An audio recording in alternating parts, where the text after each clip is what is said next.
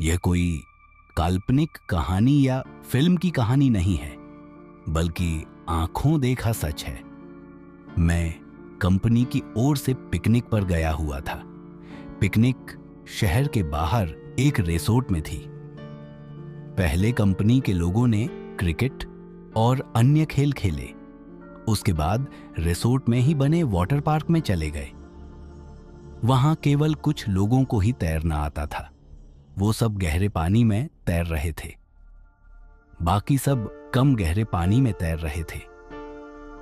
हम दोस्तों में एक शर्त लगी, पानी में एक सिक्का फेंका जाएगा और जो सबसे कम समय में सिक्का ढूंढ के लाएगा वह जीत जाएगा। सबने बारी बारी से गोता लगाया, मगर किसी को सिक्का मिला तक नहीं। अगली बारी मेरी थी।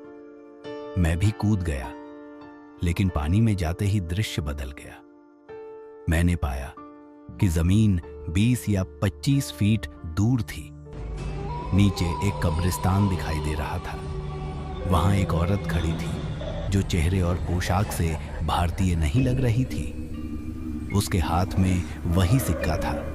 वह अपना हाथ ऊपर की ओर करके खड़ी थी। ऐसा लग रहा था मानो कि वो मुझे ही सिक्का देने के लिए खड़ी हो। मैं जैसे उसके सम्मोहन में आगे बढ़ता चला जा रहा था। कुछ ही क्षणों में मैं उसके करीब था और मैंने उसके हाथ से सिक्का ले लिया। जैसे ही मैं वापस आने लगा, उसने मेरा हाथ पकड़कर खींच लिया। अब उसका और मेरा चेहरा आमने सामने था। एक ही पल में उसका चेहरा बदल गया और एक भयानक रूप ले लिया।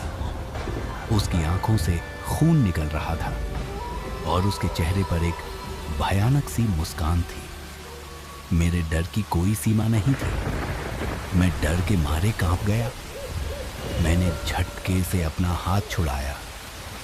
हाथ छुड़ाते ही कब्रिस्तान और महिला दोनों गायब हो गए और मैंने अपने आप को पूल में पाया।